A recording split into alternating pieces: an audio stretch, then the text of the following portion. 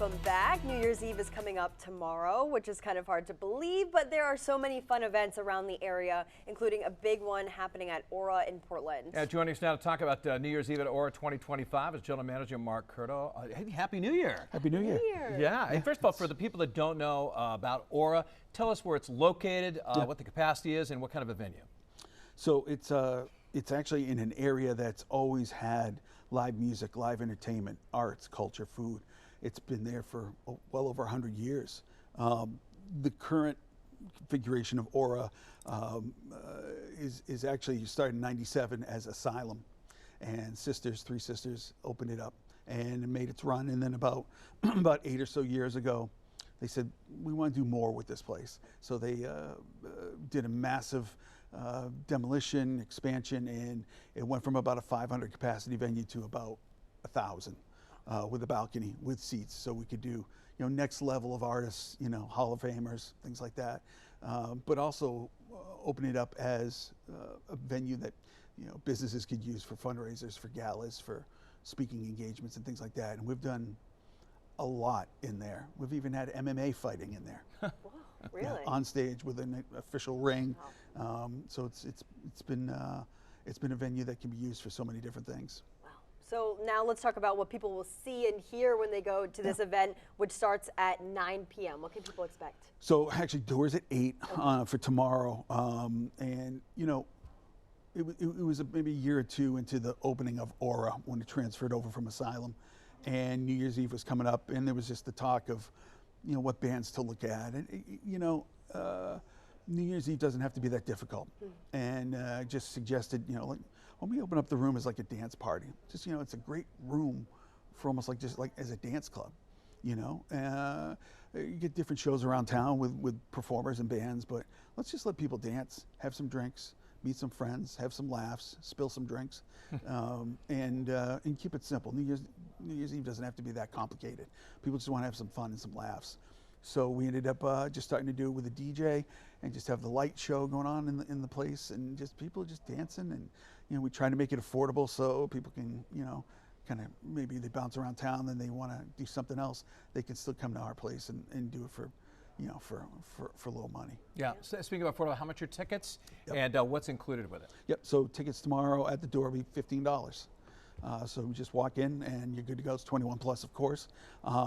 We don't really do much more, but provide some party favors, and we got a laser show that kind of goes along with it. Josh, our in-house light tech guy, VJ Fu is his alter ego. He's got a heck of a light show and incorporates lasers as well too. So there's a little bit of that going on. So it's above and beyond in terms of a dance party, Sounds like a good time. And yeah, you have lots of fun. DJ JC. So JC's there. Tell us a little bit about him. So JC's great. JC's been with us for a few years doing New Year's Eve. Puts a lot into it. He's on the radio as well. He does radio over at Hot Radio. Has a sidekick with him who is Teal, and Teal is just like a professional dancer.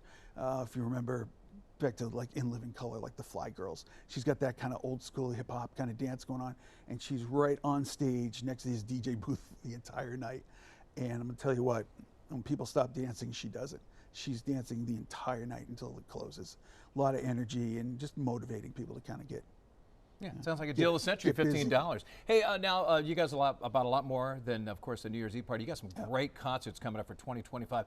Let's talk about the first one. Anytime you can get a big star like somebody, a former member of KISS coming, that's pretty big.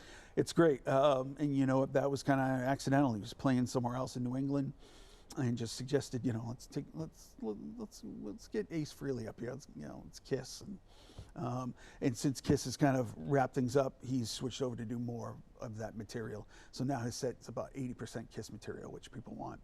So that's on February 1st. The next night we have Jerry Cantrell from Alice in Chains with Filter opening. So it's a great alternative rock show. And then down the line we get Thievery Corporation, who've been there a few times. They're a terrific show. We get Spafford. We get Bruce in the USA, which is one of the top tribute shows in the country.